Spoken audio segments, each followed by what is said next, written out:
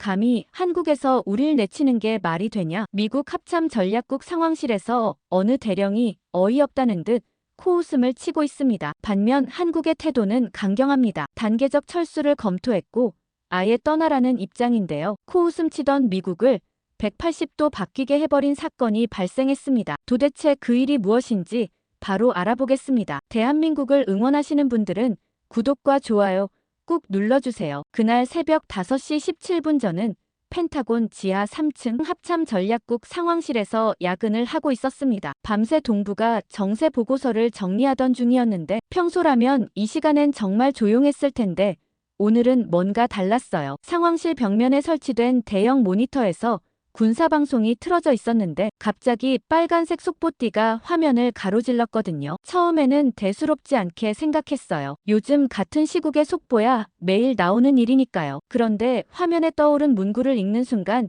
제 손이 멈췄습니다. 한국 정부 주한미군 단계적 철수 검토. 저는 눈을 비비고 다시 봤어요. 설마 했거든요. 한국이 우리 보고 나가라고 한다고요? 안보 환경 변화에 따른 주한미군 규모 재검토라는 외교적 표현이었지만 누가 봐도 철수 검토라는 뜻이었습니다. 제 옆자리에서 야근하던 윌슨 중령이 화면을 보더니 말했어요. 이거 진짜야? 목소리에 믿을 수 없다는 톤이 섞여 있었어요. 저도 고개를 저었습니다. 나도 모르겠어. 처음 보는 일이라고요. 30년간 한미동맹을 지켜봐 왔지만 이런 적은 한 번도 없었거든요. 급하게 상급자에게 보고해야 한다는 생각이 들어서 밀러 국방장관 사무실로 전화를 걸었어요. 비서가 받더니 장관님이 이미 출근하셨다고 하더군요. 새벽 5시에 말이에요. 평소 8시에 출근하시는 분이 이 시간에 나오셨다는 건 이미 상황을 파악하고 계시다는 뜻이었어요. 상황실로 돌아와서 더 자세한 내용을 확인해 봤습니다. 이건 갑작스런 결정이 아니었어요. 지난 몇 달간 한국 내에서 주한미군에 대한 여론이 악화되고 있었다는 분석들이 나오고 있었거든요. 특히 젊은 세대를 중심으로 미군 주둔이 정말 필요한가라는 의문이 제기되고 있었다고 했어요. 가장 충격적인 건 여론조사 결과였습니다. 한국 국민의 73%가 주한미군 감축에 찬성한다는 수치가 나와 있었어요. 3년 전만 해도 60% 이상이 주한미군 주둔을 지지했었는데 완전히 뒤바뀐 거였죠. 저는 이런 급격한 변화가 가능한지 의심스러웠어요. 뭔가 이상했거든요. 제가 지난 5년간 한국 관련 업무를 담당하면서 느꼈던 한국 국민들의 정서와는 너무 달랐습니다. 오전 6시쯤 다른 동료들도 하나둘 출근하기 시작했어요. 평소보다 훨씬 이른 시간이었지만 모두들 이미 소식을 듣고 온 모양이었어요. 톰슨 대령이 제자리로 와서 말했어요. 이거 정말 심각한 상황 맞지? 목소리에 당황이 역력했어요. 제가 아는 톰슨은 걸프전부터 아프간까지 경험한 베테랑인데 이렇게 당황하는 모습은 처음 봤거든요. 저는 군사 커뮤니티에 접속해 관련 내용을 찾아봤습니다. 그런데 어느 글을 읽어보니 서울 시내에서 주한미군 철수를 요구하는 시위가 벌어지고 있다는 소식도 있었어요. 규모가 작지 않았어요. 수백 명의 시위대가 미군 기지 앞에서 구호를 외치고 있었거든요. 그런데 이상한 게 있었어요. 시위 장면을 자세히 보니 뭔가 어색했거든요. 구호를 외치는 사람들의 모습이 평소 한국 시위와는 달라 보였어요. 오전 7시에 긴급 전화가 걸려왔어요. 밀러 장관 사무실에서였습니다. 지금 당장 올라와. 긴급 회의를 소집한다고 하더군요. 장관님 목소리도 평소와 달랐어요. 30년간 군 생활을 해오신 분이 이렇게 당황하시는 건 처음 봤어요. 엘리베이터를 타고 올라가면서 저는 머릿속이 복잡했어요. 이게 정말 한국의 진심일까 하는 의문이 들었거든요. 제가 직접 만나본 한국 관료들과 군 관계자들은 한미동맹을 매우 중요하게 생각했었는데 이런 급작스런 변화가 설명되지 않았어요. 뭔가 다른 배경이 있을 것 같았습니다. 장관실 앞에 도착하니 이미 주요 참모들이 모여 있었어요. 모두들 긴장한 표정이었어요. 합참의장 데이비스 대장부터 각 군 참모차장들까지 핵심 인물들이 다 와 있었습니다. 이런 상황은 정말 처음이었거든요. 한국이 먼저 우리에게 철수를 요구한다니 상상도 못했던 일이었어요. 회의실 문이 열리면서 밀러 장관이 나타났어요. 평소보다 훨씬 심각한 표정이었어요. 첫마디가 인상적이었어요. 여러분, 게임의 룰이 바뀌었습니다. 48시간 내로 모든 가능성을 검토해서 보고서를 올려주십시오. 이번에는 정말 심각합니다라고 하시더군요. 저는 그 순간 깨달았어요. 이제 우리가 완전히 새로운 상황에 직면했다는 걸 말이죠. 48시간이라는 시간이 이렇게 빨리 지날 줄 몰랐어요. 밀러 장관의 지시가 떨어진 후 펜타곤 전체가 벌집처럼 돌아가기 시작했거든요. 각 부서마다 긴급 태스크포스가 구성됐고 저희 동부가 전략 분석실도 마찬가지였습니다. 윌슨 중령이 팀장을 맡았고 저와 톰슨 대령 그리고 정보 분석 전문가인 케네디 소령까지 4명이 한 팀이 됐어요. 윌슨이 첫 회의에서 말했어요. 우리가 만들어야 할 건 단순한 보고서가 아니야. 앞으로 미국의 동부가 전략을 좌우할 문서라고요. 그 말을 듣는 순간 어깨가 무거워졌습니다. 첫째 날 오후, 우리는 2개의 완전히 다른 방향으로 나뉘어 작업하기로 했어요. 윌슨과 톰슨은 철수 추진안을 담당했습니다. 한국의 요구를 받아들여 주한미군 철수를 추진하자는 내용이었어요. 저와 케네디는 철수 반대안을 맡았죠. 철수는 절대 안 된다는 입장이었습니다. 처음에는 단순히 서로 다른 관점에서 접근하는 정도로 생각했어요. 그런데 시간이 지날수록 이게 단순한 의견 차이가 아니라는 걸 깨달았습니다. 윌슨이 철수 추진안 작업을 하면서 계속 중얼거리더군요. 한국이 우리를 원하지 않는다면 굳이 있을 이유가 없잖아. 오히려 체면을 지키는 게 낫지 않겠어? 톰슨도 비슷한 생각이었어요. 우리가 언제까지 원하지도 않는 곳에 머물러야 하나요? 한국은 이미 충분히 발전했고 독자적으로 북한을 상대할 능력도 있다고 봅니다라고 말하더군요. 반면 저와 케네디는 완전히 다른 결론에 도달하고 있었어요. 케네디가 정보 분석 결과를 보여주면서 말했어요. 콜린스 준장님, 이걸 보세요. 중국의 최근 동향을 분석해보니 뭔가 이상해요. 한국에서 반미 여론이 급증했다는 시점과 중국의 대한국 공작 활동이 증가한 시점이 거의 일치합니다. 저는 케네디가 보여준 자료를 자세히 살펴봤어요. 정말 흥미로운 패턴이 있었습니다. 지난 6개월간 한국 내 SNS에서 반미 정서를 조장하는 게시물들이 급증했는데 그 출처를 추적해보니 상당수가 중국발이었어요. 특히 주한미군 철수를 요구하는 온라인 여론의 상당 부분이 가짜 계정들에 의해 조작된 것으로 보였습니다. 이건 정말 놀라운 발견이었어요. 한국 국민들이 정말로 우리의 철수를 원하는 게 아니라 누군가가 그런 여론을 조작하고 있을 가능성이 높다는 거였거든요. 저는 급하게 케네디에게 말했어요. 이 정보 확실한 거야? 소령이 고개를 끄덕였어요. CIA 동부가 지부에서 확인한 내용입니다. 아직 완전히 확증은 없지만 정황상 중국이 한국 내 여론 조작에 개입했을 가능성이 매우 높다고 봅니다. 그 순간 모든 퍼즐이 맞춰지는 느낌이었어요. 왜 이렇게 갑작스럽게 한국 여론이 바뀌었는지, 왜 한국 정부가 이런 결정을 내렸는지 설명이 됐거든요. 하지만 문제는 이 정보를 어떻게 활용할 것인가였습니다. 둘째 날 오전, 두 팀이 만나서 중간 점검을 했어요. 윌슨이 철수 추진안의 핵심 내용을 발표했습니다. 한국의 반미 여론이 73%에 달하고 주한미군에 대한 지지도가 급락했다는 점을 강조했어요. 이런 상황에서 무리하게 주둔을 계속하는 것보다는 품위 있게 철수하는 게 낫다는 논리였습니다. 특히 톰슨이 덧붙인 말이 인상적이었어요. 한국이 이미 우리 없이도 충분히 북한을 상대할 수 있는 군사력을 갖췄다는 분석이었어요. K 전차와 KF-21 전투기 그리고 이지스 구축함 등 첨단 무기 체계를 보유하고 있고 경제력도 세계 10위권이라는 거였죠. 반면 저희 철수 반대안은 완전히 다른 접근이었습니다. 주한미군 철수가 가져올 전략적 손실을 강조했어요. 중국의 영향력 확대와 북한의 도발 가능성 증가 그리고 일본과의 안보 협력 약화 등 연쇄적인 문제들을 지적했습니다. 특히 제가 강조한 부분은 이거였어요. 한국에서 철수하면 우리는 괌까지 후퇴해야 합니다. 그럼 중국이 제2도련선까지 완전히 장악하게 되죠. 이건 단순히 한반도 문제가 아니라 태평양 전체의 균형이 무너지는 겁니다. 케네디도 정보 분석 결과를 공유했어요. 하지만 중국의 여론 조작 의혹에 대해서는 조심스럽게 접근했습니다. 아직 확실한 증거가 없었거든요. 회의가 끝난 후 윌슨이 저에게 따로 말했어요. 콜린스, 자네 생각은 알겠지만 현실을 봐야 해. 한국이 우리를 원하지 않는다는 게 분명한 상황에서 억지로 있을 수는 없어. 그건 제국주의적 발상이야. 저는 반박했어요. 중령님, 하지만 이게 정말 한국의 진짜 민심일까요? 뭔가 조작된 것 같은데요. 윌슨이 고개를 저었어요. 설령 그렇다 해도 한국 정부가 공식적으로 철수 검토를 발표한 이상 우리가 할 수 있는 건 없어. 현실을 받아들여야 해. 그날 밤 집에 돌아가면서 저는 복잡한 심정이었어요. 과연 어느 쪽이 맞는 걸까요? 한국의 요구를 존중해서 철수하는 게 맞을까요? 아니면 전략적 이익을 위해 머물러야 할까요? 가장 큰 문제는 진실이 무엇인지 확실하지 않다는 거였어요. 정말로 한국 국민들이 우리의 철수를 원하는 건지 아니면 누군가의 조작인 건지 알 수 없었거든요. 보고서 제출 마감까지 12시간을 남겨둔 새벽 2시, 저는 사무실에서 철수 추진안 보고서를 다시 한번 꼼꼼히 읽어보고 있었습니다. 뭔가 놓친 게 있을 것 같았거든요. 윌슨과 톰슨이 작성한 보고서는 정말 치밀했어요. 한국 내 반미 여론 73%라는 수치를 중심으로 논리를 전개했고 주한미군 주둔에 따른 비용 대비 효과도 상세히 분석했습니다. 그런데 한 부분에서 제 눈이 멈췄어요. 한국 내 반미 여론 73%라는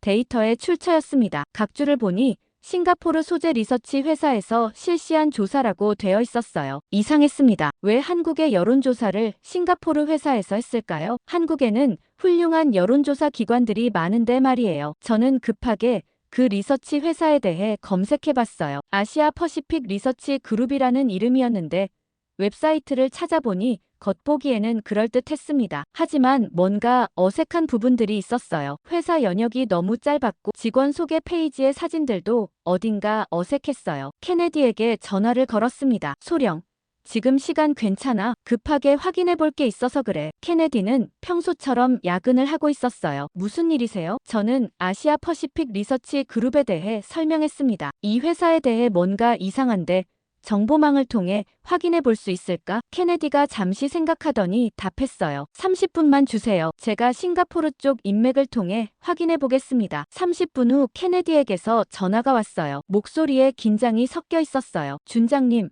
이거 정말 이상해요. 아시아 퍼시픽 리서치 그룹이라는 회사가 싱가포르에 등록은 되어 있는데 실체가 없어요. 주소지에 가보니 임대 사무실이고 직원도 없다고 합니다. 제 심장이 빨라지기 시작했어요. 그럼 이 여론조사 자체가 가짜라는 뜻인가? 케네디가 더 충격적인 이야기를 했어요. 더 문제는 이 회사의 자금 출처예요. 싱가포르 금융당국 자료를 확인해보니 중국계 자본이 유입된 정황이 있습니다. 구체적으로는 홍콩의 투자회사를 통해서요. 저는 소름이 돋았어요. 그럼 이 73%라는 수치 자체가 중국이 조작한 거라는 뜻인가요? 아직 확실하지는 않지만 그럴 가능성이 매우 높습니다. 더 조사해보겠습니다라고 케네디가 답했어요. 전화를 끊고 나서 저는 다시 철수 추진안 보고서를 살펴봤어요. 이제 완전히 다른 시각으로 보이기 시작했습니다. 만약 핵심 데이터가 조작된 거라면 이 보고서 전체가 잘못된 전제 위에 세워진 거였어요. 다른 자료들도 의심스러워지기 시작했습니다. 새벽 4시,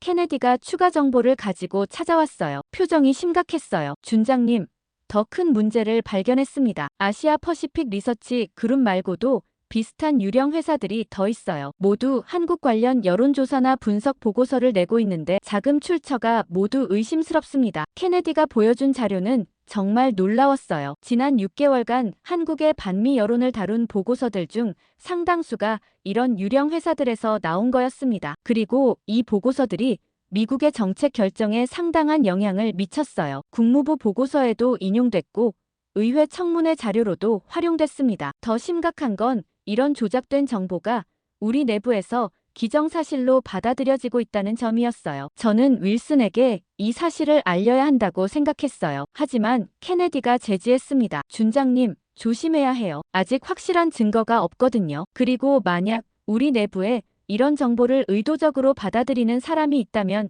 케네디의 말이 끝나기 전에 저는 이미 이해했어요. 혹시 우리 내부에 중국 편을 드는 사람이 있을 수도 있다는 뜻이었거든요. 아니면 최소한 이런 조작된 정보를 활용해서 자신의 정치적 목적을 달성하려는 사람이 있을 수도 있었어요. 새벽 5시, 저는 결단을 내렸습니다. 일단 철수 반대안 보고서에 이런 의혹을 포함시키기로 했어요. 물론 조심스럽게 표현해야 했지만 적어도 문제 제기는 해야 한다고 생각했거든요. 케네디와 함께 철수 반대안 보고서 마지막 부분을 수정했어요. 한국 내 반미 여론에 대한 일부 조사 자료의 신뢰성에 의문이 제기되고 있으며 외부 세력의 여론 조작 가능성을 배제할 수 없다는 내용을 추가했습니다. 오전 7시, 윌슨이 출근했어요. 저는 조심스럽게 어젯밤 발견한 내용을 설명했습니다. 중령님, 철수 추진안의 핵심 데이터에 문제가 있을 수 있어요. 윌슨의 표정이 굳어졌어요. 무슨 소리야? 지금 와서 그런 말을 하면 어떡해? 보고서 제출까지 몇 시간 안 남았는데. 저는 케네디가 찾아낸 증거들을 보여줬어요. 하지만 윌슨의 반응은 예상과 달랐습니다. 콜린스, 이건 추측에 불과해. 확실한 증거도 없으면서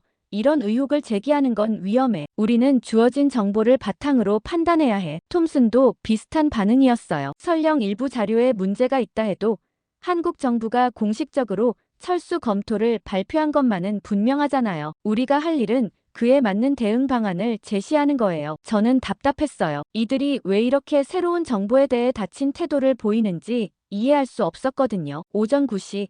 두 보고서가 최종 완성됐습니다. 완전히 상반된 결론이었어요. 그런데 제출 직전 윌슨이 저에게 말했어요. 콜린스, 철수 반대안에서 그 의혹 부분은 빼는 게 좋겠어. 너무 추측적이야. 저는 고개를 저었어요. 안 됩니다. 이건 중요한 정보예요. 보고서 제출 30분 전, 케네디가 급하게 제 사무실로 뛰어들어왔어요. 얼굴이 창백했고 손에는 기밀 봉투를 들고 있었습니다. 준장님, 큰일입니다. 정말 큰일이에요. 목소리가 떨리고 있었거든요. 케네디가 이렇게 당황하는 모습은 처음 봤어요. 저는 급하게 문을 잠그고 물었습니다. 무슨 일이야? 케네디가 봉투에서 서류들을 꺼내더니 말했어요. 제가 어젯밤부터 추적하던 아시아 퍼시픽 리서치 그룹 말이에요. 더 파보니까 이게 빙산의 일각이었어요. 이건 거대한 네트워크의 한 부분에 불과했습니다. 첫 번째 문서를 보여주면서 케네디가 설명했어요. 싱가포르뿐만 아니라 태국, 말레이시아, 인도네시아에도 비슷한 유령 회사들이 있어요. 모두 한국 관련 여론조사나 분석 보고서를 생산하고 있고 자금 출처는 모두 중국계입니다. 더 정확히는 홍콩과 마카오를 경유한 중국 본토 자금이었어요. 두 번째 문서가 더 충격적이었습니다. 이 유령 회사들이 생산한 보고서들의 유통 경로였어요. 단순히 인터넷에 올리는 게 아니라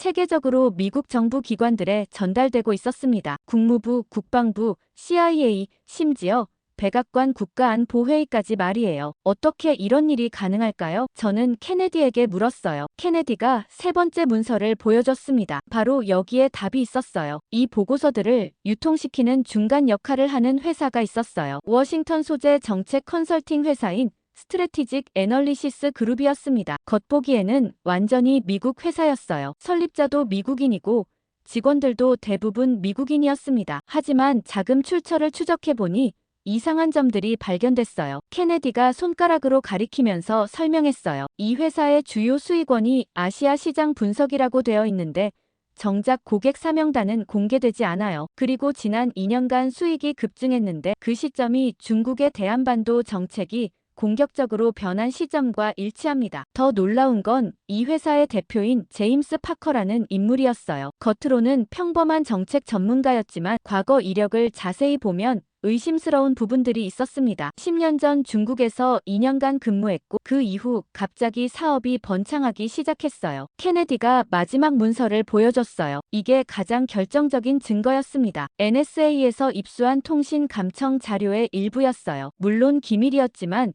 케네디가 정당한 절차를 통해 접근 권한을 얻었다고 했습니다. 파커가 중국 정부 관계자로 추정되는 인물과 암호화된 통신을 주고받은 기록이 있었어요. 내용은 대부분 해독되지 않았지만 한국과 주한미군이라는 단어들이 반복적으로 나타났습니다. 저는 이 모든 정보를 소화하느라 머리가 어지러웠어요. 그럼 지금까지 우리가 본 한국 내 반미, 여론이라는 게 대부분 중국의 조작이었다는 뜻인가? 케네디가 고개를 끄덕였어요. 그럴 가능성이 매우 높습니다. 더 심각한 건 이런 조작된 정보가 우리 정책 결정 과정에 직접적으로 영향을 미쳤다는 점이에요. 철수 추진안 보고서의 기초 데이터 중 상당 부분이 이런 출처에서 나온 거였거든요. 저는 윌슨과 톰슨에게 이 사실을 즉시 알려야 한다고 생각했어요. 하지만 케네디가 제 팔을 붙잡았습니다. 잠깐만요, 준장님. 더 심각한 문제가 있어요. 이 정보가 어떻게 우리 내부로 들어왔는지 생각해보세요. 누군가가 의도적으로 이런 자료들을 받아들이고 활용했다는 뜻이에요. 케네디의 말을 듣는 순간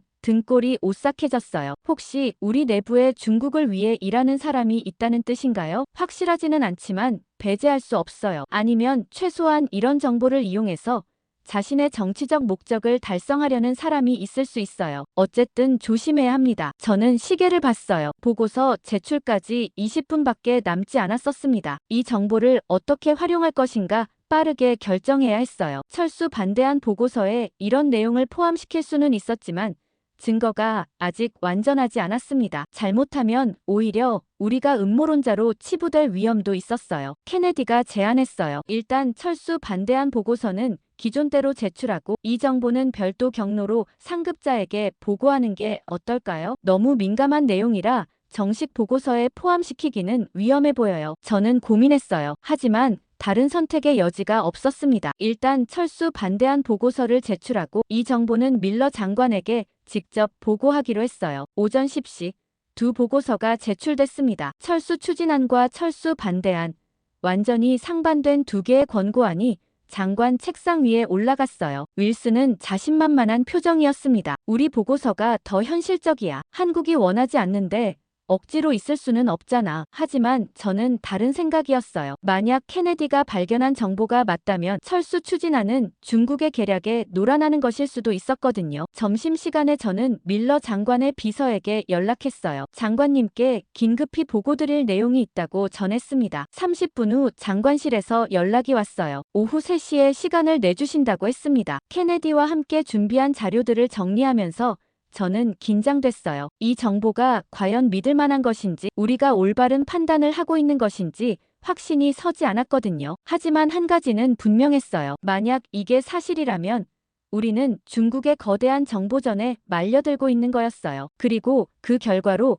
미국의 동북아 전략 전체가 흔들릴 위기에 처해 있었습니다. 오후 2시 50분 장관실 앞에서 케네디와 마지막 점검을 했어요. 그런데 비서가 와서 말하더군요. 장관님이 회의 참석자를 변경하셨다고요. 원래는 저희 둘만 만날 예정이었는데 갑자기 윌슨 중령과 톰슨 대령도 함께 참석하라고 하시더라고요. 저는 이상했어요. 왜 갑자기 철수 추진안 작성팀까지 부르신 걸까요? 케네디도 당황한 표정이었어요. 뭔가 계획이 틀어진 느낌이었습니다. 회의실 문이 열리고 밀러 장관이 나타났어요. 평소보다 더 엄숙한 표정이었습니다. 여러분, 앉으세요. 오늘 두 보고서를 검토했는데 상당한 의견 차이가 있더군요. 이 자리에서 공개적으로 논의해보겠습니다. 장관의 톤에서 뭔가 심상치 않다는 걸 느꼈어요. 윌슨이 먼저 발언했습니다. 장관님, 철수 추진안의 핵심은 현실 인식입니다. 한국 국민의 73%가 주한미군 감축을 원하고 있고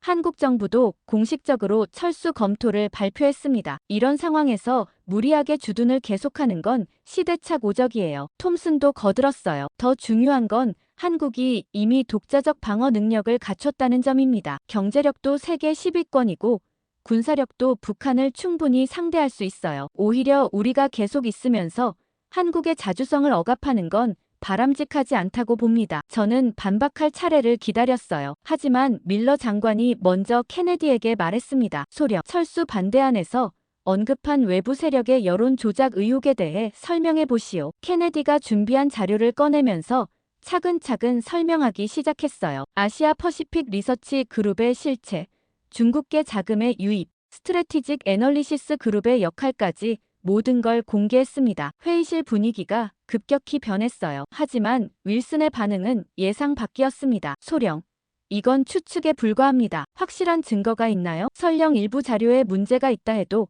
한국 정부의 공식 발표만은 부인할 수 없잖아요. 톰슨이 더 직접적으로 공격했어요. 콜린스 준장님, 이런 의혹 제기는 위험해요. 마치 모든 한국 관련 정보를 의심하라는 것처럼 들리는데 이건 동맹국에 대한 불신을 조장하는 거예요. 저는 더 이상 참을 수 없었어요. 중령님, 대령님, 지금 상황을 제대로 보세요. 중국이 체계적으로 한미동맹을 이간질하려 하고 있다고요. 우리가 속아서는 안 됩니다. 윌슨이 목소리를 높였어요. 콜린스, 자네는 현실을 외면하고 있어. 한국이 우리를 원하지 않는다는 게 명백한 상황에서 억지로 있겠다는 건 제국주의적 발상이야. 우리가 언제까지 원하지도 않는 곳에 머물러야 하나? 저도 맞받아쳤습니다. 그게 정말 한국의 진심일까요? 조작된 여론에 속아서 잘못된 판단을 하는 건 아닐까요? 중국이 바로 이런 결과를 노리고 있는 거라고요. 톰슨이 냉소적으로 웃었어요. 그럼 한국 정부도 중국에 속았다는 말인가요? 한국 정부가 그렇게 어리석다고 보세요? 이건 한국에 대한 모독이에요. 회의실 온도가 급격히 올라가고 있었어요. 저는 케네디가 준비한 결정적 증거를 꺼냈습니다. NSA 통신 감청 자료였어요. 이걸 보세요. 제임스 파커가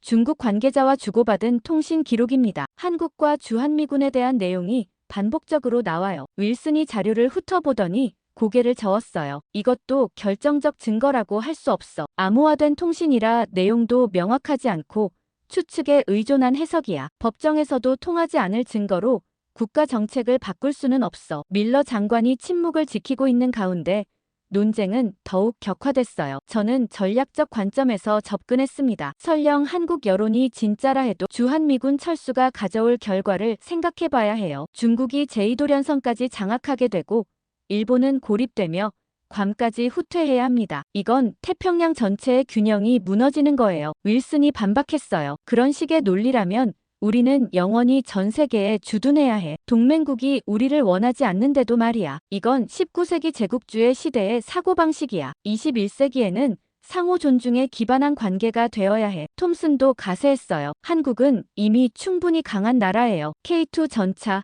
KF-21 전투기, 이지스 구축함까지 보유하고 있어요. 북한 정도는 충분히 상대할 수 있다고 봅니다. 오히려 우리가 계속 있으면서 한국의 독자성을 제약하는 게 문제예요. 저는 답답했어요. 이들이 왜 이렇게 새로운 정보에 대해 닫힌 태도를 보이는지 이해할 수 없었거든요. 혹시 다른 이유가 있는 건 아닐까 하는 의심도 들기 시작했어요. 중령님, 대령님, 왜 그렇게 철수에 집착하세요? 혹시 다른 이유라도 있는 건가요? 윌슨의 얼굴이 붉어졌어요. 콜린스, 지금 우리를 의심하는 거야? 우리는 국가 이익을 위해 최선의 판단을 하고 있는 거야. 자네야말로 근거 없는 음모론에 빠져서 현실을 보지 못하고 있어. 밀러 장관이 마침내 입을 열었어요. 좋습니다. 오늘 논의는 여기까지 하죠. 두 안 모두 상급자에게 보고하겠습니다. 최종 결정은 더 높은 곳에서 내려질 겁니다. 회의가 끝나고 나서 케네디가 저에게 조용히 말했어요. 준장님, 뭔가 이상해요. 윌슨 중령과 톰슨 대령의 반응이 너무 강해요. 마치 우리가 진실에 접근하는 걸 막으려는 것 같아요. 저도 같은 생각이었어요. 이 싸움이 단순한 정책 논쟁을 넘어서고 있다는 느낌이 들었습니다. 회의가 끝나고 2시간 후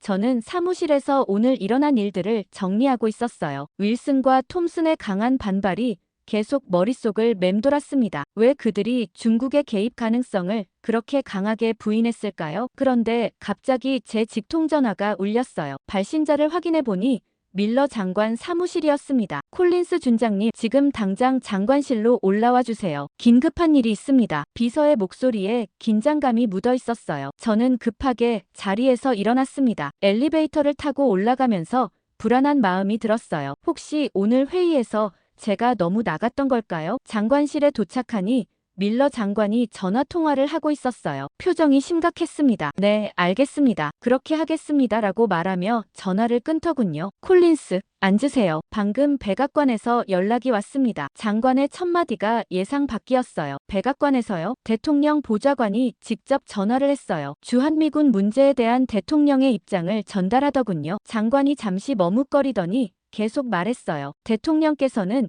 철수 추진안 쪽에 무게를 두고 계십니다. 한국이 원하지 않는다면 굳이 억지로 있을 필요가 없다는 입장이에요. 저는 놀랐어요. 벌써 백악관까지 올라간 건가요? 그럼 철수 반대안은 어떻게 되는 건가요? 밀러 장관이 어려운 표정을 지었어요. 솔직히 말하면 철수 반대안에 포함된 중국 개입 의혹이 문제가 되고 있어요. 백악관에서는 이런 추측성 내용으로 중국과 불필요한 마찰을 일으키고 싶어 하지 않는다고 하더군요. 저는 이해할 수 없었어요. 장관님, 하지만 케네디가 찾아낸 증거들은 어떻게 하시겠어요? 분명히 중국의 개입 정황이 있는데요. 장관이 깊은 한숨을 쉬었어요. 콜린스, 정치라는 게 그래요. 아무리 옳은 말이라도 때와 상황을 맞춰야 해요. 지금 대통령은 중국과의 관계 개선을 중시하고 있어요. 이런 시점에 중국을 자극할 수 있는 내용은 받아들이기 어렵다는 거죠. 저는 답답했어요. 그럼 우리는 그냥 중국의 계략에 당하고만 있어야 한다는 말씀인가요? 장관이 저를 바라보며 말했어요. 개인적으로는 당신의 우려에 공감해요. 하지만 제가 할 수 있는 건 한계가 있어요. 백악관의 방침이 정해진 이상 따라야 합니다. 그러면서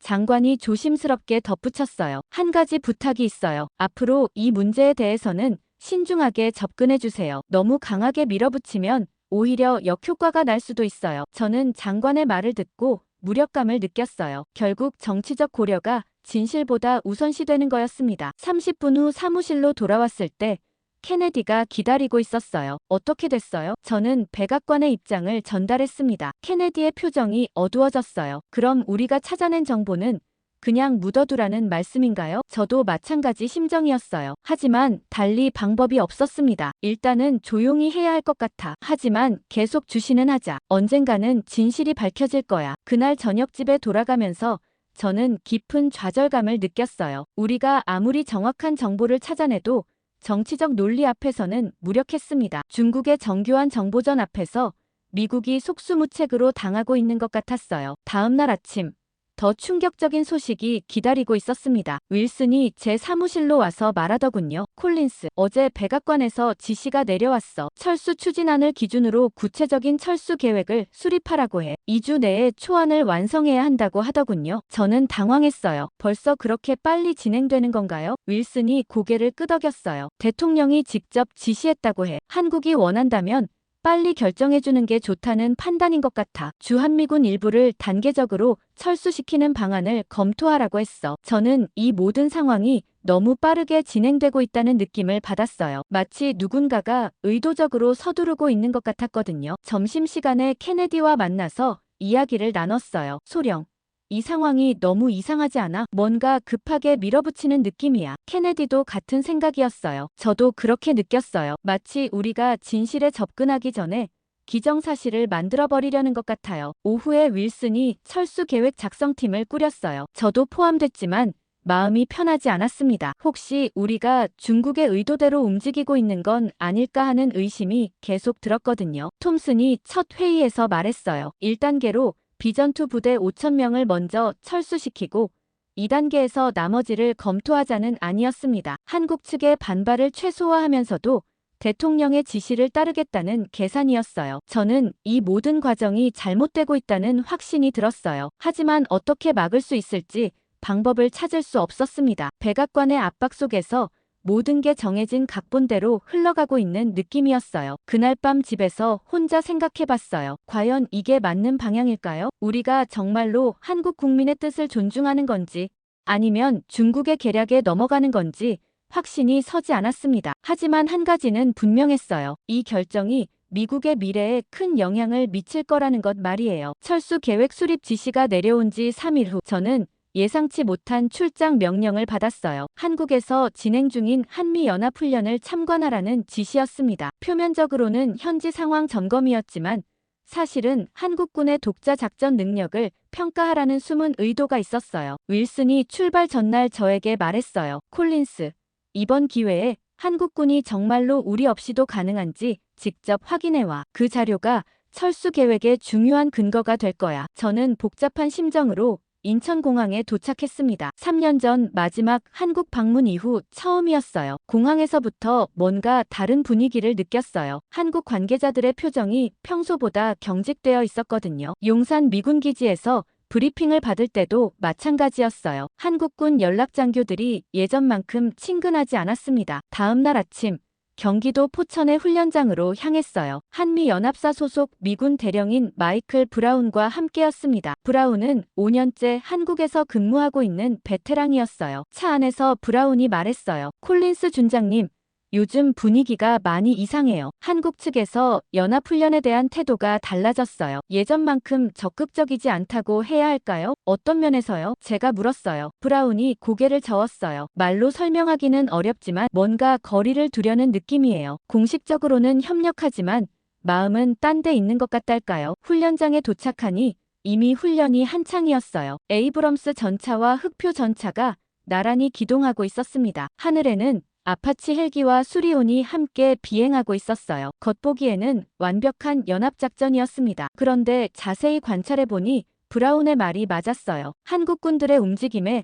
뭔가 어색한 부분이 있었습니다. 형식적으로는 연합작전을 하고 있지만 실제로는 각자 따로 움직이는 느낌이었어요. 점심시간에 한국군 제3기계화 보병사단의 김대중 준장과 면담 기회가 있었어요. 김 준장은 미국 육군대학을 졸업한 친미파로 유명한 분이었습니다. 하지만 오늘은 평소와 달리 조심스러운 모습이었어요. 콜린스 준장님, 요즘 한국 내 분위기가 많이 복잡합니다. 김 준장이 조심스럽게 말을 꺼냈어요. 저는 직접적으로 물어봤습니다. 준장님, 정말로 한국 국민들이 주한미군 철수를 원하나요? 김 준장이 잠시 머뭇거리더니 답했어요. 솔직히 말씀드리면 제가 아는 한국 국민들의 정서와는 다릅니다. 물론 일부 반미 감정이 있긴 하지만 73%라는 수치는 과장된 것 같아요. 저는 귀가 번쩍했어요. 그럼 여론조사에 문제가 있다는 말씀인가요? 김 준장이 주위를 둘러보더니 목소리를 낮췄어요. 최근 SNS상에서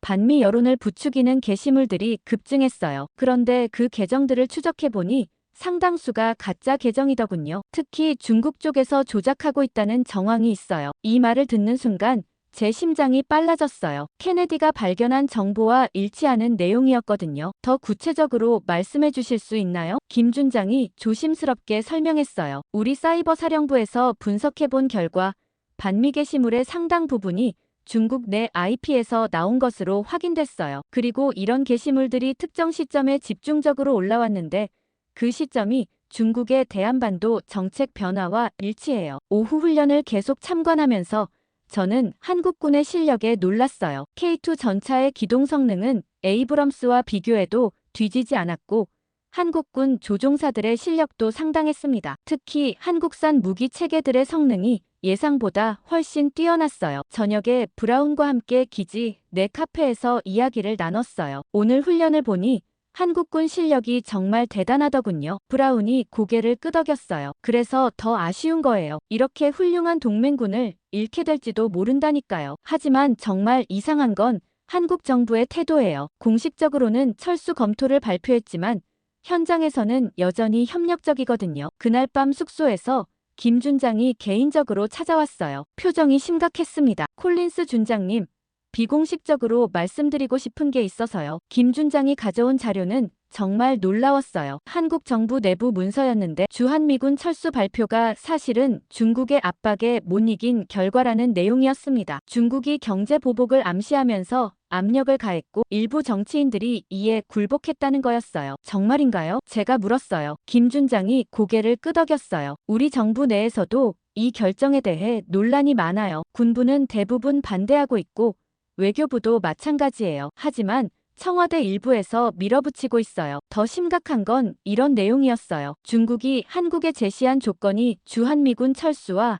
한중 경제협력 확대였다는 거였습니다. 한국이 미국과 거리를 두면 1대1로 사업에 적극 참여시켜주겠다는 제안이었어요. 김 준장이 마지막으로 중요한 말을 했어요. 준장님, 미국에서는 이런 상황을 제대로 파악하고 계신가요? 한국이 정말로 미군 철수를 원한다고 생각하세요? 저는 솔직하게 답했어요. 일부에서는 그렇게 보고 있어요. 하지만 저는 뭔가 다른 배경이 있다고 생각했는데 오늘 확신이 섰네요. 다음 날 아침 워싱턴으로 돌아가는 비행기에서 저는 생각에 잠겼어요. 한국 현지에서 확인한 내용들이 케네디의 발견과 완벽하게 일치했습니다. 이제 의심의 여지가 없었어요. 중국이 체계적으로 한미동맹을 이간질하고 있었고 일부는 성공하고 있었습니다. 한국에서 돌아온 다음 날 저는 케네디와 함께 긴급 회의를 가졌어요. 현지에서 확인한 내용들을 공유하면서 우리가 얼마나 심각한 상황에 처해 있는지 다시 한번 실감했습니다. 케네디가 제가 없는 동안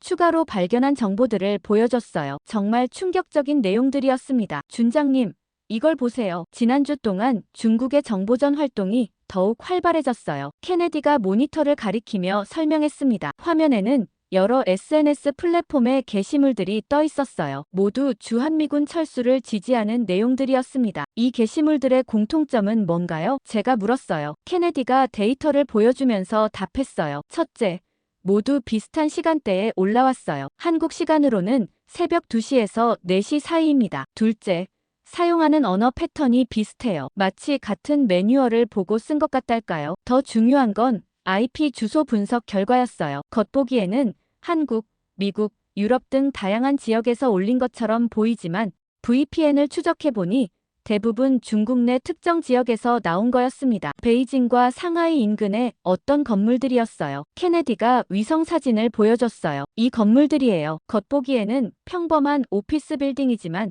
실제로는 중국 정부 산하 사이버 부대의 거점으로 추정됩니다. 여기서 24시간 교대로 가짜 계정들을 운영하고 있어요. 규모도 상상 이상이었습니다. 확인된 가짜 계정만 해도 수만 개에 달했어요. 페이스북, 트위터, 인스타그램, 틱톡 할 것 없이 모든 플랫폼에 침투해 있었습니다. 이들이 하는 일은 단순히 반미 게시물을 올리는 것만이 아니었어요. 더 교묘한 방법들을 사용하고 있었습니다. 케네디가 구체적인 사례를 보여줬어요. 예를 들어 처음에는 중립적인 내용으로 시작해서 점차 반미 정서를 부추기는 거예요. 마치 자연스러운 여론 변화처럼 보이게 만드는 거죠. 더 놀라운 건 이들의 한국어 실력이었어요. 단순한 번역기 수준이 아니라 한국의 인터넷 문화와 은어까지 완벽하게 구사하고 있었습니다. 아마 한국에서 교육받은 중국인들이나 조선족 출신들이 개입되어 있을 것 같았어요. 가장 충격적인 건 미국 내 여론 조작이었습니다. 한국계 미국인 커뮤니티에도 침투해서 주한미군 철수를 지지하는 여론을 만들어내고 있었어요. 심지어 일부 미국 언론에도 영향을 미치고 있었습니다. 케네디가 CNN과 폭스뉴스의 보도 패턴을 분석한 자료를 보여줬어요. 최근 한국 관련 보도에서 반미 여론을 과장하는 경향이 뚜렷하게 나타나고 있었습니다. 어떻게 이런 일이 가능한 거죠? 제가 물었어요. 케네디가 복잡한 도식을 보여주며 설명했어요. 중국이 만든 가짜 여론조사 결과를 미국의 언론들이 그대로 인용하는 거예요. 스트래티직 애널리시스 그룹 같은 중간 업체들이 이런 정보를 미국 언론에 제공하고 있어요. 언론들은 출처가 미국 회사라는 이유로 신뢰하게 되고요. 더 심각한 문제는 이런 조작된 정보가 정책 결정 과정에까지 영향을 미치고 있다는 점이었어요. 펜타곤 내부에서도 국무부에서도 심지어 백악관에서도 이런 자료들을 참고하고 있었습니다. 케네디가 보여준 마지막 자료가 가장 충격적이었어요. 중국 정부 내부 문서로 추정되는 내용이었습니다. 물론 완전히 확인된 건 아니었지만 내용이 너무 구체적이어서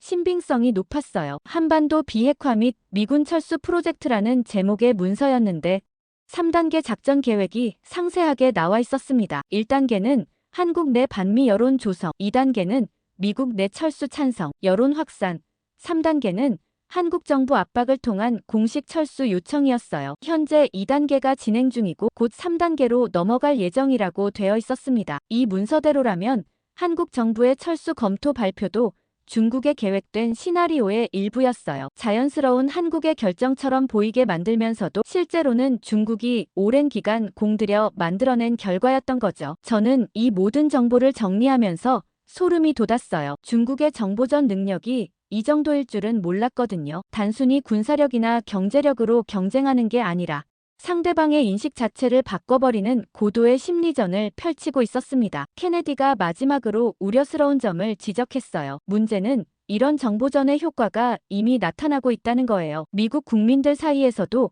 주한미군 철수에 대한 지지가 늘어나고 있어요. 중국이 만든 가짜 여론이 진짜 여론으로 바뀌고 있는 거죠. 실제로 최근 여론조사를 보면 미국인의 45%가 한국이 원하지 않으면 철수해도 된다고 답했어요. 1년 전만 해도 30%였는데 급증한 거였습니다. 이 수치의 증가 패턴을 분석해보니 중국의 정보전 활동과 정확히 일치했어요. 저는 이 상황의 심각성을 다시 한번 깨달았습니다. 우리가 단순히 한국과의 외교 문제로 생각하고 있는 동안 중국은 체계적이고 장기적인 전략으로 우리를 포위하고 있었어요. 그리고 가장 무서운 건 우리가 그 사실을 모르고 있다는 점이었습니다. 케네디와 저는 이 정보를 어떻게 활용할지 고민했어요. 하지만 백악관의 방침상 중국을 자극할 수 있는 내용은 받아들여지지 않을 가능성이 높았습니다. 그렇다면 다른 방법을 찾아야 했어요. 케네디와 저는 며칠간 고민한 끝에 중대한 결정을 내렸어요. 공식 채널로는 받아들여지지 않을 것 같으니 다른 방법을 시도해보기로 했습니다. 우선 펜타곤 내부에서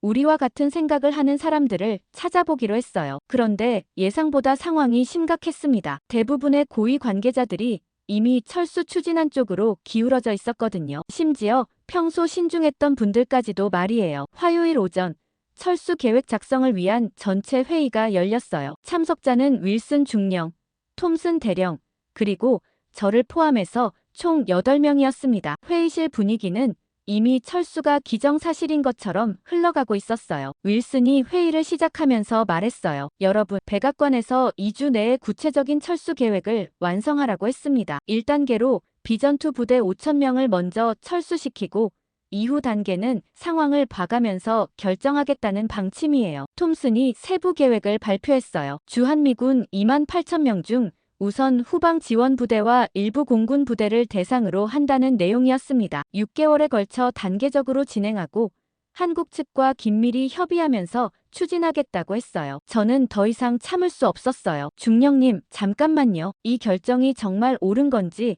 다시 한번 생각해봐야 하지 않을까요? 윌슨이 짜증스러운 표정을 지었어요. 콜린스, 또 그 이야기야. 이미 결정된 사안이라고. 한국이 원하지 않는데 억지로 있을 수는 없어. 저는 케네디와 준비한 자료를 꺼냈어요. 하지만 한국의 그 요구 자체가 조작된 걸 수도 있어요. 중국의 정보전 개입 증거들을 봐주세요. 회의실 분위기가 급격히 차가워졌어요. 다른 참석자들의 시선이 저에게 집중됐습니다. 톰슨이 냉소적으로 말했어요. 준장님, 또 그 음모론 이야기세요? 아직도 그런 추측에 매달리고 계신 건가요? 저는 구체적인 증거들을 하나씩 제시했어요. 가짜 여론조사 회사들, 중국계 자금의 유입, SNS 조작 활동, 그리고 한국 현지에서 확인한 내용들까지 모든 걸 공개했습니다. 하지만 반응은 예상 밖이었어요. 참석자들 대부분이 회의적인 표정을 지었습니다. 한 참모가 말했어요. 준장님, 설령 일부 조작이 있었다 해도 한국 정부의 공식 발표는 어떻게 설명하시겠어요? 정부까지 중국에 조종당했다고 보세요? 윌슨이 더 직접적으로 공격했어요. 콜린스,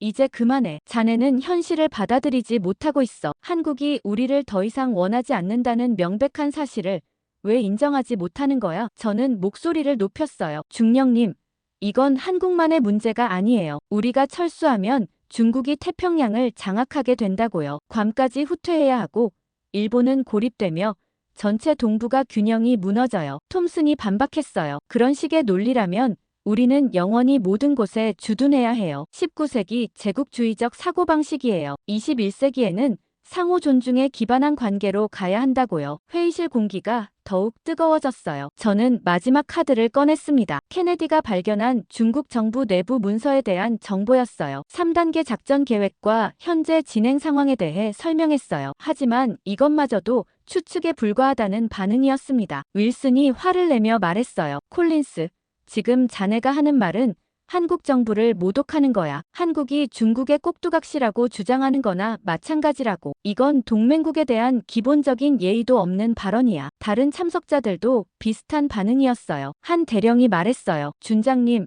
우리는 확실한 사실에 기반해서 판단해야 해요. 추측이나 의혹만으로는 국가 정책을 바꿀 수 없어요. 저는 점점 고립되고 있다는 느낌을 받았어요. 이들이 왜 이렇게 새로운 정보에 대해 완강하게 거부하는지 이해할 수 없었습니다. 혹시 다른 이유가 있는 건 아닐까 하는 의심이 들기 시작했어요. 회의 마지막에 윌슨이 결정적인 말을 했어요. 콜린스, 자네가 계속 이런 식으로 나온다면 이 프로젝트에서 제외시킬 수밖에 없어. 팀워크를 방해하는 행동은 용납할 수 없다고. 저는 이 말을 듣고 충격을 받았어요. 진실을 말하는 것이 팀워크 방해라니요? 회의가 끝나고 나서 저는 케네디와 복도에서 만났어요. 어떻게 됐어요? 케네디가 걱정스러운 표정으로 물었어요. 저는 상황을 설명했습니다. 케네디도 놀란 표정이었어요. 너무 강하게 밀어붙이는 것 같아요. 마치 우리가 진실에 접근하는 걸 막으려는 것 같달까요? 그날 오후 더 충격적인 일이 벌어졌어요. 윌슨이 저를 별도로 불러서 경고했습니다. 콜린스,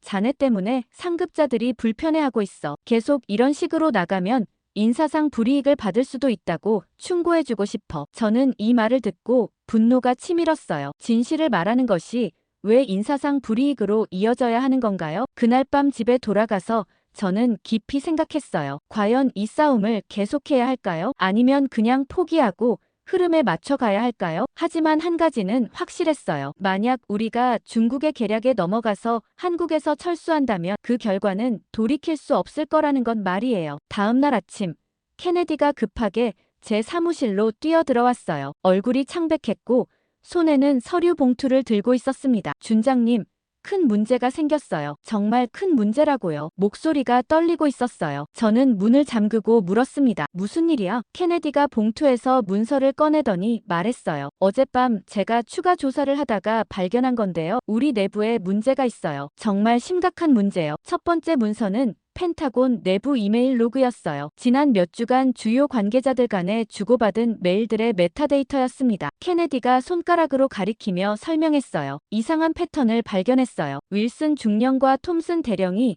외부 컨설팅 회사와 자주 연락을 주고받고 있어요. 어떤 회사인데요? 제가 물었어요. 바로 스트래티직 애널리시스 그룹이에요. 제임스 파커가 운영하는 그 회사 말이에요. 케네디의 말을 듣는 순간 제 등골이 오싹해졌어요. 그럼 윌슨과 톰슨이 중국과 연결된 회사와 접촉하고 있다는 뜻인가요? 아직 확실하지는 않지만 그럴 가능성이 높아요. 더 문제는 이거예요. 케네디가 두 번째 문서를 보여줬어요. 금융 거래 내역이었습니다. 윌슨과 톰슨의 개인 계좌로 지난 6개월간 정체불명의 컨설팅 수수료가 들어왔다는 내용이었어요. 금액도 상당했습니다. 각각 5만 달러씩이었어요. 이 돈의 출처가 스트래티직 애널리시스 그룹이었습니다. 저는 충격을 받았어요. 그럼 이들이 중국 돈을 받고 우리를 배신한 건가요? 케네디가 고개를 끄덕였어요. 그럴 가능성이 매우 높아요. 더 결정적인 증거가 있어요. 세 번째 문서가 가장 충격적이었습니다. 윌슨이 스트래티직 애널리시스 그룹의 제임스 파커와 주고받은 암호화 메시지의 일부였어요. 내용을 해독해보니 주한미군 철수 계획의 세부 사항들이 논의되고 있었습니다. 프로젝트 진행 상황 양호, 목표 달성까지 2주 예상, 상급자 설득 완료 같은 문구들이 나와 있었어요. 이건 명백한 배신 행위였습니다. 윌슨과 톰슨이 중국의 돈을 받고 의도적으로 철수 계획을 추진하고 있었던 거예요. 그들이 그렇게 강하게 철수 추진안을 밀어붙인 이유, 제가 중국 개입 증거를 제시했을 때 그렇게 격렬하게 반발한 이유가 모두 설명됐습니다. 케네디가 더 충격적인 내용을 공개했어요. 이들이 단순히 돈을 받은 게 아니라 장기간에 걸쳐 중국을 위해 일해왔다는 증거들이 있었습니다. 지난 2년간 한국 관련 정책 결정에 지속적으로 개입해서 중국에 유리한 방향으로 유도해왔던 거예요. 어떻게 이런 정보를 입수한 거야? 제가 물었어요. 케네디가 조심스럽게 답했어요. 제가 사이버 보안 전문가들과 개인적으로 아는 사이라서요. 비공식적으로 도움을 요청했어요. 물론 불법적인 방법은 아니고 공개된 정보들을 종합 분석한 결과예요. 저는 이 정보를 어떻게 활용할지 고민했어요. 하지만 문제가 있었습니다. 이 증거들을 공식적으로 제기하기에는 위험이 너무 컸거든요. 윌슨과 톰슨은 제 상급자들이었고 이들을 고발하는 것은 제 경력에도 치명적일 수 있었어요. 더 큰 문제는 이들이 이미 상당한 영향력을 행사하고 있다는 점이었습니다. 밀러 장관까지도 이들의 의견에 상당 부분 동조하고 있었거든요. 케네디가 우려를 표명했어요. 준장님, 이 정보를 공개하면 우리가 위험해질 수도 있어요. 이들이 어떤 반격을 해올지 모르거든요. 저는 고민했어요. 하지만 이대로 두고 볼 수는 없었습니다. 국가 안보가 걸린 문제였거든요. 우선 이 정보를 안전하게 보관하고 신뢰할 수 있는 사람을 통해 상급자에게 전달하는 방법을 찾아보자고 했어요. 점심시간에 더 놀라운 일이 벌어졌어요. 윌슨이 제 사무실로 와서 말하더군요. 콜린스, 자네 요즘 뭔가 이상한 활동을 하고 있다는 제보가 들어왔어. 무슨 말씀인가요? 제가 물었어요. 윌슨이 차가운 표정으로 답했어요. 케네디 소령과 함께 권한 없는 정보 수집을 하고 있다는 거야. 이건 기밀 보안 위반에 해당할 수 있어. 조심하라고 경고하는 거야. 저는 소름이 돋았어요. 이들이 우리의 움직임을 감시하고 있었던 거였습니다. 중령님, 저희는 정당한 업무를 하고 있을 뿐입니다. 윌슨이 냉소적으로 웃었어요. 정당한 업무, 상급자의 지시도 없이 개인적으로 정보를 수집하는 게 정당한 업무야. 케네디한테도 전해줘. 앞으로 조심하라고. 윌슨이 나간 후 저는 상황의 심각성을 깨달았어요. 이제 우리가 위험에 처했습니다. 이들이 선수를 치고 있었어요. 우리를 기밀 보안 위반자로 몰아서 입을 막으려는 거였습니다. 오후에 케네디와 긴급 회의를 가졌어요. 상황이 급박하게 돌아가고 있어요. 이들이 우리를 제거하려 하고 있어요. 케네디도 비슷한 압박을 받았다고 했어요. 상급자로부터 부적절한 정보 수집 활동을 중단하라는 경고를 받았다고 하더군요. 우리는 중대한 기로에 서 있었어요. 이대로 포기하고 침묵하거나 아니면 위험을 무릅쓰고 진실을 공개하거나 하지만 시간이 얼마 남지 않았습니다. 철수 계획이 2주 내에 완성될 예정이었거든요. 그날 밤 집에서 고민 끝에 저는 중대한 결정을 내렸어요. 공식 채널로는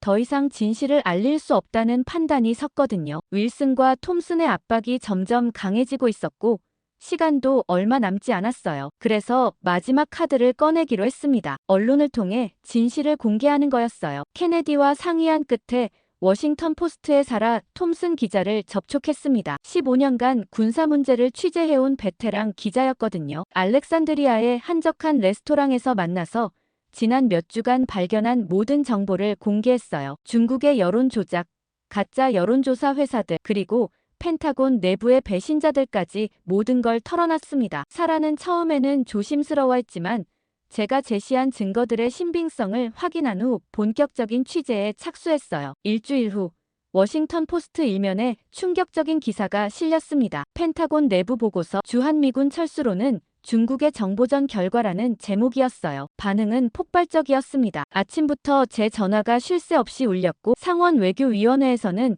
긴급 청문회 개최를 발표했어요. 하지만 펜타곤 내부의 반응은 예상대로 좋지 않았습니다. 윌슨이 제 사무실로 와서 기밀 누설 혐의로 군법회의에 회부시키겠다고 위협했어요. 하지만 저는 이미 각오를 다진 상태였습니다. 국가 이익을 위해 행동했을 뿐이라고 당당하게 맞섰어요. CNN에서 후속 보도로 윌슨과 톰슨의 금융거래 내역을 공개하자 펜타곤 전체가 발칵 뒤집혔어요. 밀러 장관이 긴급 기자회견을 열어서 철저한 조사를 약속했고 의회에서도 즉시 조사에 착수하겠다고 발표했습니다. 언론 보도 직후 NSA와 FBI가 합동으로 본격적인 수사를 시작했어요. 3일 만에 NSA가 스트래티직 애널리시스 그룹의 서버를 해킹해서 결정적인 증거를 찾아냈습니다. 제임스 파커와 중국 정보기관 간의 직접적인 통신 기록이었어요. 중국이 이 작전을 평화 프로젝트라고 부르며 총 5억 달러를 투입했다는 사실도 밝혀졌습니다. 금요일에 열린 상원정보위원회 청문회에서